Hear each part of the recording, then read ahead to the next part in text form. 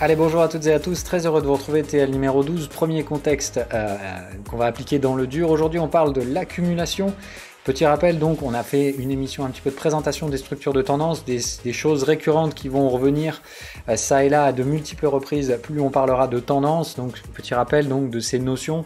Quatrième borne de range, c'est vraiment quelque chose qu'on va utiliser à mort de chez à mort dans ces stratégies-là, mais en réalité, la quatrième borne de range, ça restera un trade expérimenté, c'est-à-dire que l'émission dans le dur, comment trader la quatrième borne de range, ça on le fera plutôt dans la partie expérimentée, donc pas dans cette série d'à peu près 13 vidéos dont on a parlé. Par contre, vraiment, c'est une thématique qui va revenir, et effectivement, c'est une chose que j'ai dit dans l'émission précédente qui pouvait tirer à la confusion. Donc, on va utiliser les quatrièmes bornes de range dans leur positionnement, donc post-troisième borne de range. Et voilà, nous, le positionnement qu'on fera n'est pas sur cette quatrième borne range qui, lui, reste un trade pour expérimenter. Mais c'est la psychologie de la quatrième borne range qu'on utilise dans le suivi de tendance, couplé évidemment à des stratégies de breakout, et notamment le breakout des troisièmes bornes de range. Donc voilà, tout ça, on va revenir dessus. On commence donc tranquille aujourd'hui. Premier contexte opérationnel, l'accumulation, qui utilise donc la suite d'une quatrième borne de range. Mais on va orchestrer un petit peu tout ça. Aujourd'hui, je vous mets un PowerPoint, évidemment, en soutien de tout ça.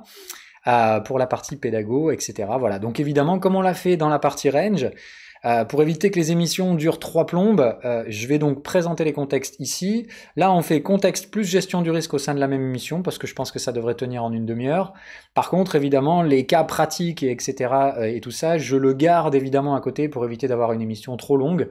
À savoir, donc on fait des travaux pratiques un peu tous les jours dans le Discord, on fait des émissions éducatives dans lesquelles je reprends tout ce contenu éducatif qui est distillé ici. Donc voilà, on va dire pour la partie plus pratique, mise en application de cette pattern, si on a un peu de temps avant la fin, j'essaierai de vous donner un ou deux cas pratiques, mais je suis pas certain de tout ça. Allez, c'est parti, sans perdre plus de temps, on va direct sur PowerPoint.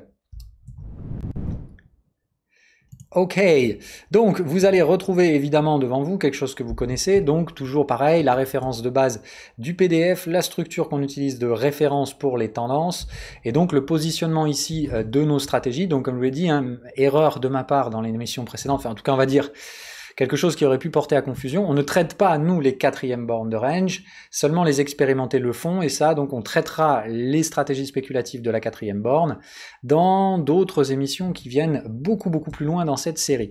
Nous, ce dont on va parler aujourd'hui, ce sont les contextes que je vous ai marqués en jaune, donc il y en a 3, évidemment. Le premier étant l'accumulation, le second, le breakout, et le trade en pullback, qui est celui qu'on verra très probablement, je sais pas si je mettrai le breakout avant le pullback, on verra. Peut-être que je les traiterai dans l'ordre, j'ai pas encore tout à fait décidé à ce niveau-là. Bref, aujourd'hui, de toute façon, et ça c'était sûr, le premier, c'est la partie accumulation. On commence donc par cette dernière. Ok, donc bien comprendre à la base de cette pattern, évidemment, je l'ai mis en anglais. Alors, une petite seconde. Voilà, c'est mieux, pardon. Donc, c'est une pattern qui va se jouer sur du multi-time frame. C'était l'autre notion absolument importante et cruciale qu'on avait introduite dans la partie précédente, et j'espère que vous l'avez intégré. Donc, autant on gérait 2 time frames sur la partie range, autant on va gérer 3 time frames sur la partie tendance. Comme vos indicateurs sont conçus, enfin, les miens en tout cas ont été conçus pour intégrer de base 2 time frames, en soi, vous pouvez trader les ranges à partir d'un seul graphique. Par contre, pour la tendance, il va falloir donc switcher entre 2 time frames ou utiliser la mise en perspective des time frames supérieurs, qui est donc possible parmi les options en utilisant donc le canal extrême. Mais bon, on va essayer ici de rester simple. Donc il faudra switcher entre 2 time frames pour pouvoir vérifier. En fait, ici, la stratégie va s'appliquer sur 2 time frames. Donc le principe de cette pattern-là, ça va être d'exploiter la quatrième borne de range de l'UT inférieure. Quatrième borne de range que vous allez donc regarder, mais pas trader. Hein, c'est important. Donc aujourd'hui, quand je vous disais on va s'intéresser à cette quatrième borne de range, pas d'un point de vue spéculatif, c'est-à-dire pas la trader quand le signal de la quatrième borne de range arrive, mais attendre qu'il se produise. Regarder sa nature et à partir de là, tirer les informations qu'on va avoir de cette quatrième borne de range sur l'UT supérieur. Et c'est là où normalement vous devez commencer à comprendre un peu le truc. La stratégie, en tout cas en utilisant les indicateurs, est conçue pour vous dire le canal de contexte de l'UT que vous regardez. Mettons par exemple ici le daily, eh bien le canal de tendance que vous avez, d'accord, ce n'est ni plus ni moins que le contexte 4 heures. C'est-à-dire que c'est bien un enchaînement de choses. Autrement dit, le canal de tendance que vous avez sur un temps t, c'est ni plus ni moins que le contexte du time frame t-1. Hein. Donc ça vous permet en fait de voir ce qui se passe en soi sur le time frame inférieur. Donc quand je vous dis qu'on va traiter la 4e borne de range de l'UT inférieur, eh ben en soi on va traiter quelque chose qui fait 4 pseudo-contacts sur le canal de tendance. Donc nous ce qui va nous intéresser ici c'est bien de comprendre donc on ne traite pas la 4e borne de range, celle qui va en soi se produire par exemple ici, c'est-à-dire au sein du contexte de l'UT inférieur, on va faire 1, 2, 3, 4, d'accord ? Sauf que nous, c'est pas cette 4e borne qu'on va acheter. Nous, on va acheter le signal qui viendra se produire sur l'UT supérieur. Et c'est là la chose qui est absolument cruciale que vous compreniez, et donc le faux ami que j'aurais pu introduire dans l'émission précédente. On ne traite pas les 4e bornes de range. Une 4e borne de range dans une UT de contexte, d'accord, c'est un trade pour expérimenter. Mais en soi, c'est qu'un effet de magnitude. C'est-à-dire que si vous vous imaginez que ça n'est ni plus ni moins que ça, sur l'UT inférieur, vous comprenez que vous ne devez surtout pas trader ça, mais que vous pouvez le trader ici. En soi, c'est la même chose, mais le niveau d'agressivité n'est absolument pas le même. Parce qu'évidemment, sur un time frame inférieur, il y aura beaucoup plus de probabilité d'avoir un signal 4e borne de range que vous n'aurez de probabilité d'avoir un signal de tendance sur le canal de tendance. C'est donc tout l'intérêt qu'on introduit ici dans la lecture stratégique tendance de la stratégie avec les outils que j'utilise. J'essaierai de vous faire une petite parallèle avec les canaux évidemment, dans une émission spécifique. On fera donc utilisation du suivi de tendance sans les outils, tout comme on l'avait fait pour le range, hein, bien entendu. Comme toujours, c'est pas un rabattage pour les outils, et tout ce qui est dit ici pourra être transposé sans aucun problème avec des outils externes, gratuits, disponibles sur l'ensemble des plateformes d'analyse. Ok ? Donc il faut bien comprendre encore une fois, et ça c'est ce qu'on avait dit, rappel donc de l'émission précédente, une tendance ne peut émerger que par la constitution d'un range mature. Donc ça va être une condition absolument sine qua non pour trouver la zone spéculative de l'accumulation. On n'accumule pas un marché qui n'a pas rangé suffisamment d'abord. Il y a des cas évidemment spécifiques, très spécifiques, dans lesquels on pourra accumuler un range qui n'est pas encore mature, mais ce sont des structures excessives, etc. Et donc ça, encore une fois, les seules règles qui vous permettront d'entraver cette règle sont des règles que je ne vous apprendrai que quand vous serez expert. Donc, pour l'instant, alors que vous apprenez le suivi de tendance, apprenez cette règle comme une règle intransigeante. Pas de tendance s'il n'y a pas eu de range mature. Donc pas d'accumulation possible tant que le range n'est pas mature. Autrement dit, un range, enfin une accumulation, c'est un range qui va se constituer dans le canal de tendance à partir du moment où vous aurez tapé au moins 4 bornes sur l'UT local. Ok ?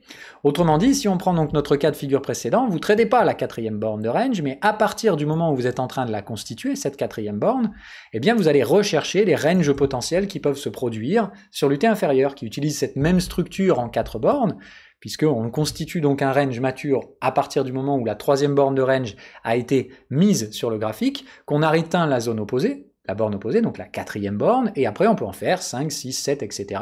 Mais on va regarder le moment où, comme on l'a dit avant, un déséquilibre va se former. Un déséquilibre qui va normalement favoriser une accumulation au sein du canal de tendance, au lieu de continuer à taper indéfiniment les bornes. Autrement dit, un range peut faire 1, 2, 3, 4, 5, 6, 7, 8, 9, mais comme on l'a dit, l'impatience et la lutte contre le chaos permanent fait qu'au bout d'un moment, les investisseurs vont vouloir retrouver un peu d'ordre, ils vont vouloir de la tendance, quitte parfois à la forcer.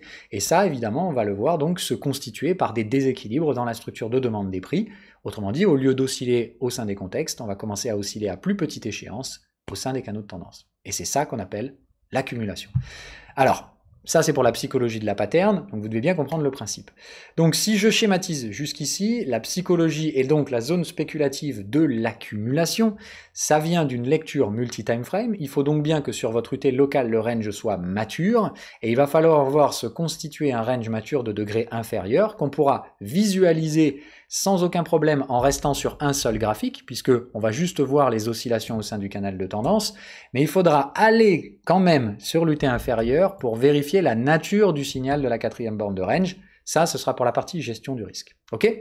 Donc en soi, vous pouvez trader, ou en tout cas identifier la probabilité spéculative de cette pattern sur un seul graphique, mais ça nécessitera, quoi qu'il en soit, pour définir le niveau de gestion du risque de cette pattern, d'aller sur le time frame inférieur pour regarder la nature du signal de la 4e borne de range. Ok? C'est très important que vous compreniez ça. Il y a une règle supplémentaire qu'on va ajouter ici, qui est comme on additionne toujours les gestions du risque par une zone spéculative, et très souvent, comme on le dit dans les ranges, comme on l'avait vu dans l'émission précédente, il y a une notion temporale qui est très gênante, temporelle, pardon, très gênante. Et comment on va faire pour lisser ça du simple fait que les canaux étant construits dans ma stratégie avec un facteur d'accélération, qui est un avantage clairement puisqu'il permet de lutter contre le biais d'impatience, en tout cas de matérialiser le biais d'impatience des opérateurs. Ok, on n'est jamais dans un canal statique, en soi, le temps construit de l'impatience, c'est pour ça que les canaux se resserrent dans ma stratégie, mais par contre, ça peut aussi avoir un effet néfaste dans les ranges, dans lequel, en soi, eh bien, parfois, on peut attendre très longtemps, même parfois, un élément externe. Et donc, il faut bien comprendre que c'est là que se cache tout le vice. Et il faut ici, tout comme dans les stratégies de range, puisque rappelez-vous ce qu'on a dit hier, l'accumulation n'est pas une structure de tendance, c'est une structure préparatrice de la tendance. À ce stade-là, on est toujours dans le range. Autrement dit, l'accumulation, c'est la pattern qui nous sert à faire le lien entre ce qu'on connaît du range et cet univers que je vais vous faire découvrir de la tendance. Donc, l'accumulation fait toujours partie du range. C'est la raison pour laquelle on continue d'émettre un filtrage Fibonacci. Autrement dit, ici, je vais vous donner quelques règles. D'une, il ne faut jamais retourner jusqu'au contexte opposé. Si ici, votre marché revient chercher le contexte, marche pas. Dans ce cas-là, c'est une borne de range supplémentaire. 5, 6, 7, 8, et on peut en faire autant qu'on veut. Il faut vraiment que le marché évolue au sein du canal de tendance sans réussir à atteindre le contexte opposé. Ceci, évidemment, en constituant donc un range mature, il faut qu'il y ait bien 4 bornes sur l'UT inférieure qui soient nettement visibles. Ok? Le niveau de retracement, généralement, c'est-à-dire que du coup, le retracement qu'on a entre le point bas et le point haut qui a été constitué par le range, fait que généralement, normalement, l'accumulation se situe dans une zone cluster entre 38 et 50%. D'un point de vue statistique, c'est quasiment les 3/4 des marchés, alors on va dire au moins les 2/3 qui sont dans cette portion-là. Donc c'est bien la portion la plus significative et représentative de ces trades qui devraient se trouver entre 38 et 50%. Il y a des cas de figure un peu plus rares qui se retrouvent jusqu'à 61%, où on va glisser légèrement sous les 50 pour faire des mèches basses ou en tout cas quelques clôtures. Normalement, on n'y tient pas très longtemps. Et c'est très rare qu'on ait des accumulations entre 23 et 38%, ou en tout cas quand elles arrivent, ça traduit d'une extrême agressivité et souvent généralement d'un marché qui est catalysé derrière, soit par des notions fondamentales ou en tout cas des notions externes qu'on traitera bien plus loin dans des émissions.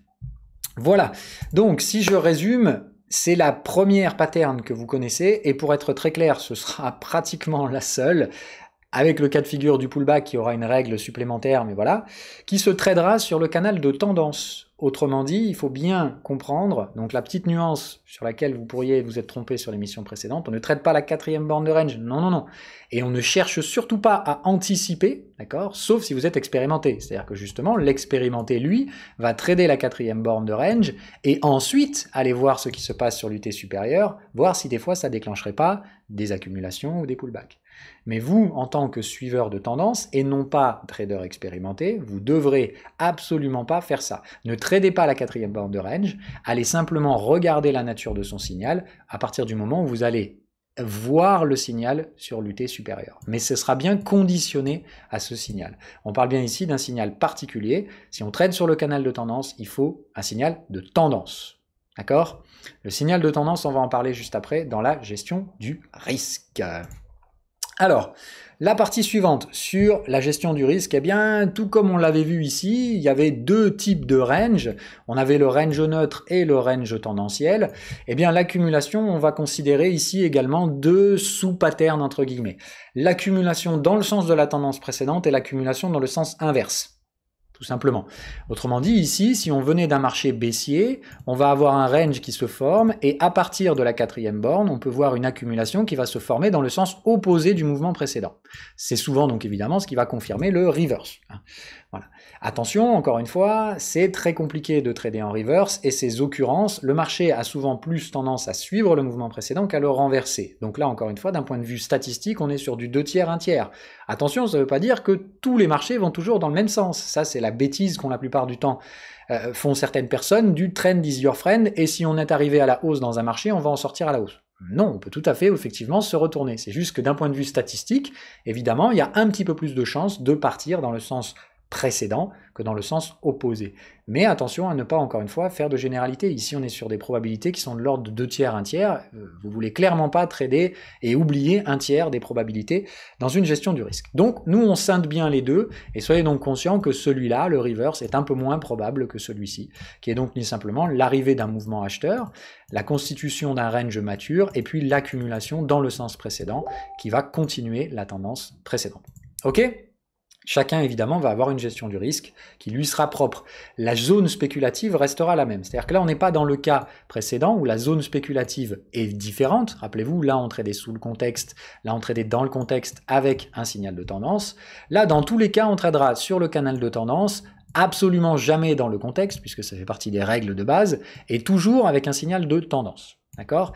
La seule différence qu'on va appliquer ici, c'est qu'il va falloir être évidemment beaucoup plus prudent avec la stratégie en reverse, puisqu'elle sera donc plus risquée parce qu'elle est de facto moins probable. Donc attention à ces accumulations. Il faut aussi savoir que dans un range mature ne conditionnera pas mécaniquement sa sortie. Comme on l'a dit, parfois vous allez avoir des fausses accumulations. Ça tente d'accumuler dans un sens et puis ça ne passe pas. Donc ça, il faudra bien faire très attention. Le trade en reverse, en soi, si vous voulez augmenter sa probabilité statistique de réussite, il faut comprendre qu'il se produira le plus souvent s'il y a une tendance existante 2 UT au-dessus. Voilà. C'est-à-dire que vous aurez généralement ces structures-là, et il est recommandé de ne les trader que si, en allant 2 UT au-dessus, donc comme on l'a dit, si on prêtait sur un exemple de base en daily, il faudrait aller sur du mensuel et regarder si la structure mensuelle du prix est tendancielle. Si c'est le cas, normalement, vous pouvez sans aucun problème essayer de traiter ces accumulations en reverse, contre le flux d'entrée. D'accord ? Mais du coup, dans le sens du flux qui se trouve 2 UT au-dessus. Voilà.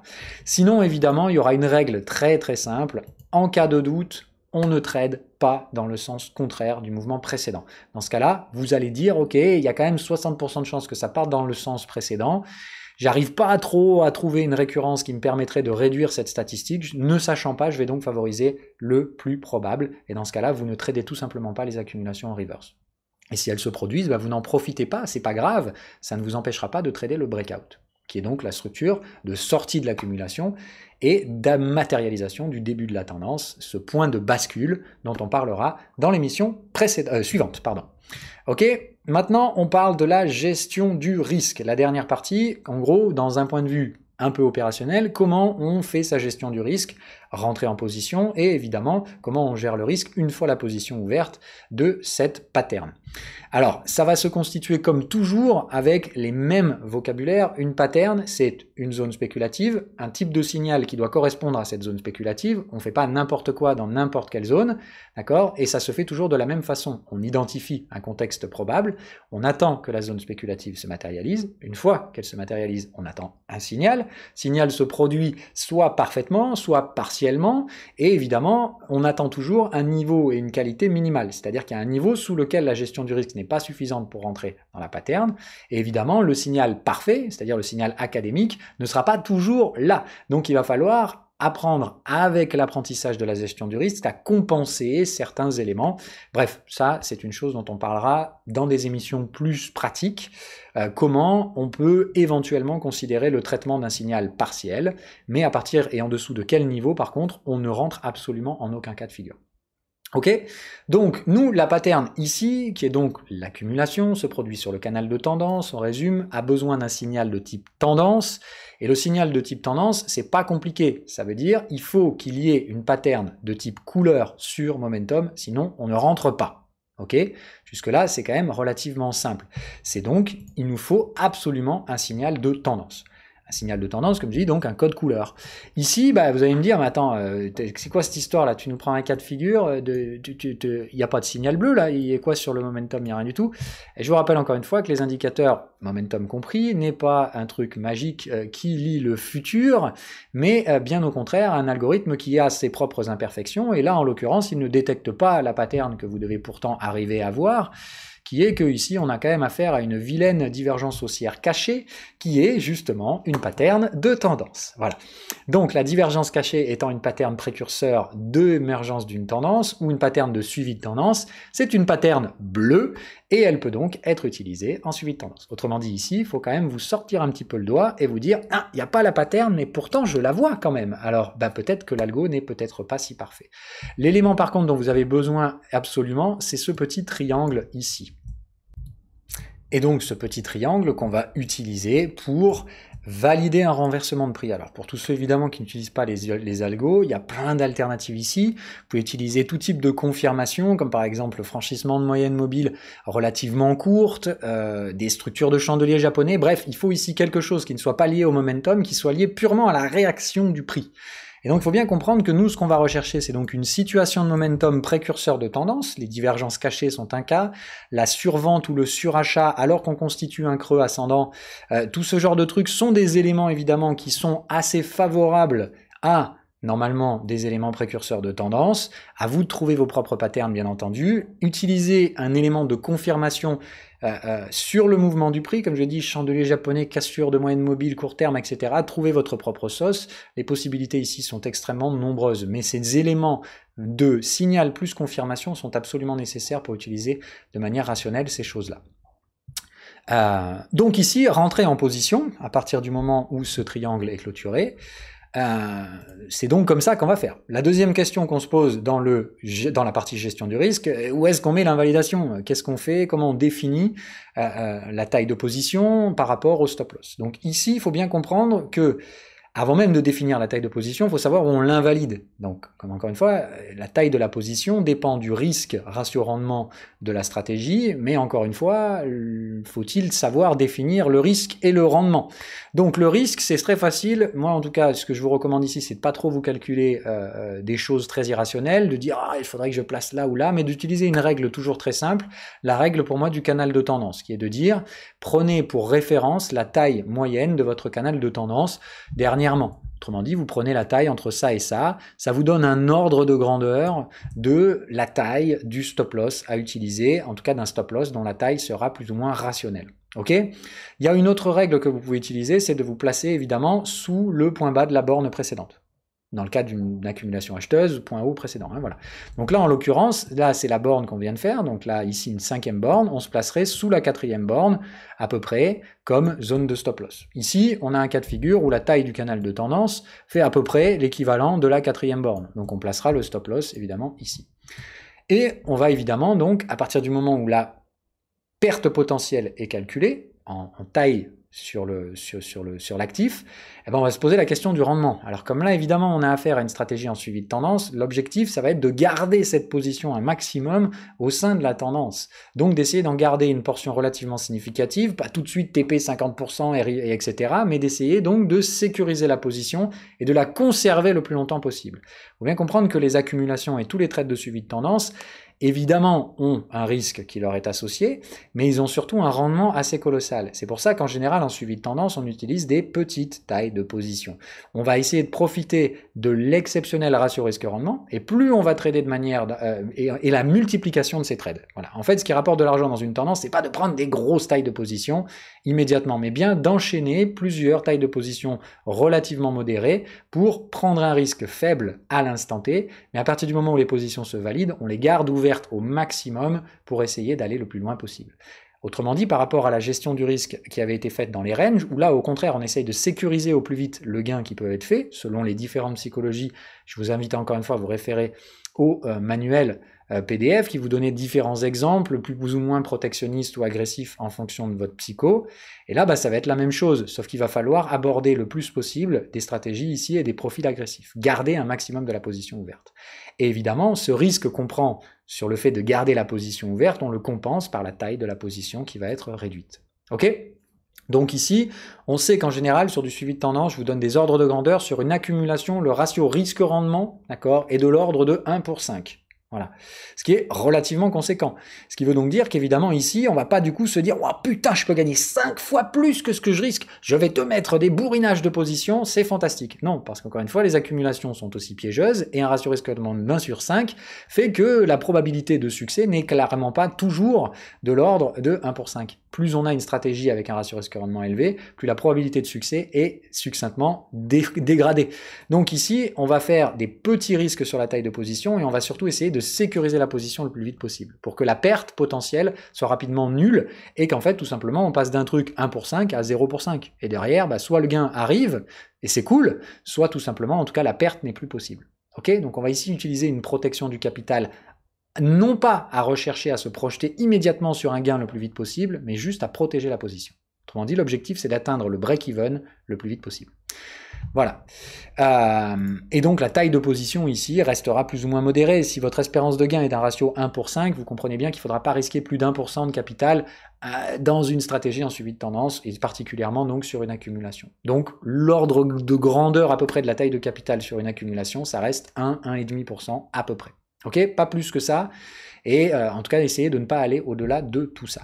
La validation, tout comme les trades de range, rappelez-vous ici la structure de la gestion du risque, on est encore toujours dans la phase de range. Donc on doit avoir cet aspect protectionniste, mais la différence qu'on a par rapport aux stratégies de range précédentes, c'est qu'on va aborder ce même type de gestion du risque, validation, confirmation, mais par contre, on va appliquer une gestion du risque plus agressive, qu'on compense par une plus petite taille de position, hein, bien entendu. Donc la validation, c'est l'atteinte de la borne opposée du canal de tendance. Toujours plus simple, ici on rentre sur le canal de tendance acheteur, dans le sens haussier. Dès qu'on atteint la borne de contexte opposée, la borne de canal de tendance opposée, le trade est validé. À ce stade-là, on réduit son stop loss et on remonte le niveau d'invalidation sous le point bas qui a pu être fait. Je vous rappelle que comme on rentre à la clôture de la bougie, on ne rentre pas tout en bas, hein. Donc, à ce stade-là, il y a toujours un risque de perte, modéré certes, mais existant. La confirmation se met en place à partir du moment où vous allez clôturer à l'intérieur du contexte, toujours dans le sens de l'accumulation. Je rappelle, l'accumulation doit donc osciller entre contexte et canal de tendance, sans jamais atteindre le contexte opposé. Donc, normalement, le but de cette pattern, c'est de faire contexte, canal de tendance, contexte. Donc, dès qu'on revient clôturer dans le contexte, normalement, on considère qu'il y a confirmation. À ce stade-là, on peut mettre la position à break-even. Ok ? L'autre condition ici qu'on peut avoir, et qui est le cas de figure de ce machin-là, c'est que comme on a un range mature, on doit être capable normalement de tracer des trendlines qui bornent ce range. Et dans le cas de figure où on clôture marginalement et franchement à l'extérieur du contexte, à l'extérieur du range, avec une clôture de contexte, c'est-à-dire prenez ces boîtes de contexte et vous regardez le moment où une boîte se clôture.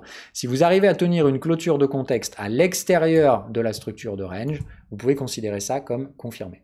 Autrement dit ici, on n'attend pas nécessairement que ça clôture là, on peut d'ores et déjà confirmer le trade à ce stade-là. Et voilà.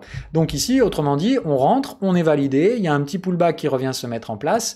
La zone que vous avez en gris ici, c'est la zone Fibo 38,50. Donc là, vous voyez qu'on est dans un des cas de figure où on a glissé marginalement sous le 50 pour venir chercher ce qui est ici le Fibo 61%. On est toujours dans les clous.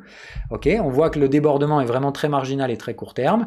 On revient faire le plein d'ailleurs rapidos dans la zone 38,50 avant d'aller confirmer le trade par une sortie haussière du range. Et voilà. À ce stade-là, vous êtes à break-even et vous vous laissez porter par la tendance. Ici, la tendance, comme on le voit, échoue son breakout, revient faire une nouvelle accumulation sur les UT, sur d'autres UT, avant, on le sait à terme, c'est le S&P 500, d'élargir et de déclencher enfin cette tendance.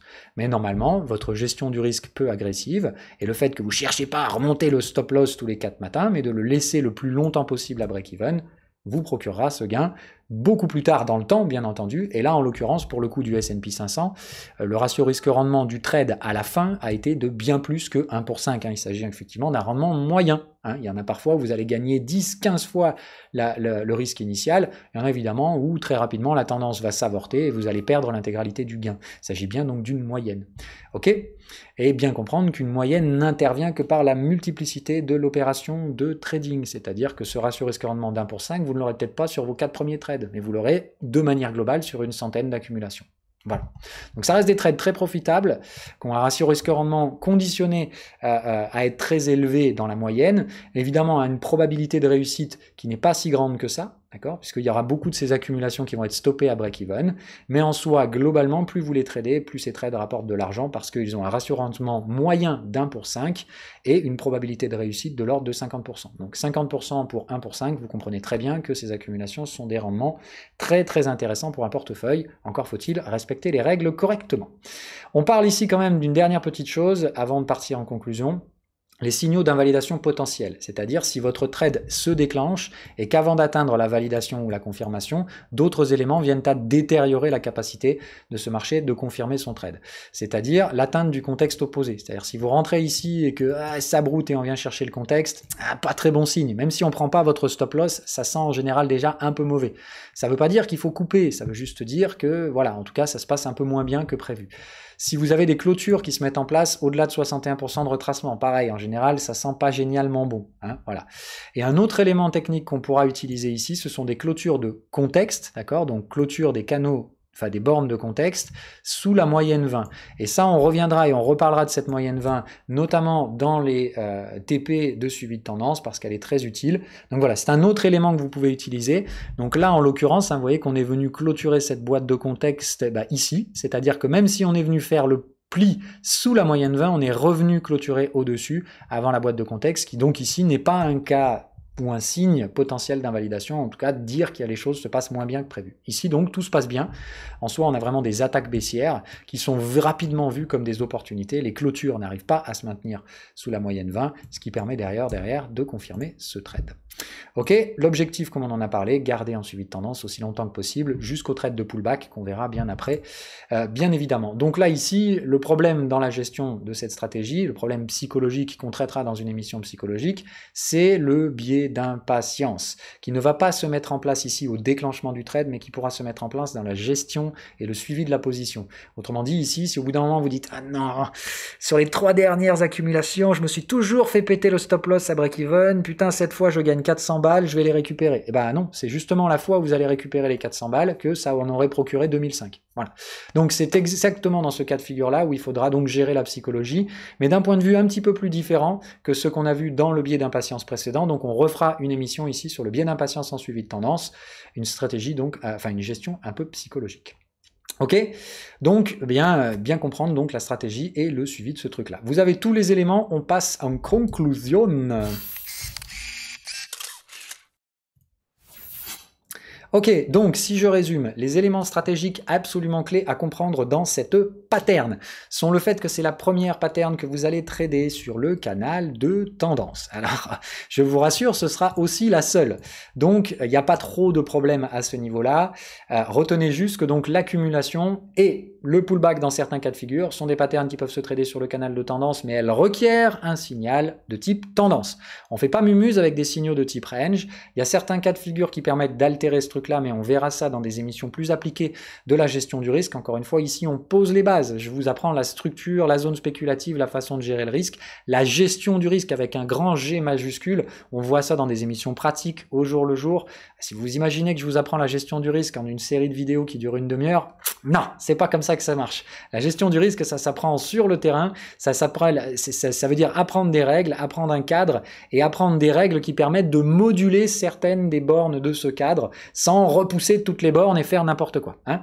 C'est tout ça l'art de la gestion du risque, naviguer encore une fois dans des signaux qui sont imparfaits. Ici, je vous parle du signal parfait. Dans les émissions d'application et de travaux pratiques, on apprendra à contourner certaines de ces règles. Comment on peut compenser la partialité d'un signal par d'autres petits éléments graphiques qu'on peut récupérer à droite à gauche qui permettent de compenser en fait la baisse de la gestion du risque liée à un signal imparfait. Le signal parfait ne se produit pas toujours et même très clairement pas souvent. Donc on a souvent affaire à des signaux imparfaits et toute la nature de l'apprentissage d'une stratégie, c'est d'abord d'apprendre le cadre et après d'apprendre comment on module ces différentes bornes. Voilà, sur ce, donc, c'en est fini pour l'accumulation, bien comprendre, dernier élément, donc canal de tendance, signal de tendance extrêmement important, la gestion du risque, je vous ai donné les règles, comprendre que d'un point de vue psychologique, c'est donc une pattern qui se situe à la frontière entre le range et la tendance, mais on n'est pas encore en tendance, on est toujours dans le range. On va dire que c'est la dernière étape, c'est le déséquilibre majeur qui va se mettre en place avant l'entrée en tendance, qui est donc par le breakout, chose dont on parle dans l'émission suivante. Sur ce, je vous souhaite à toutes et à tous une agréable journée et on se retrouve donc dans la suivante où on parle donc, très probablement de breakout.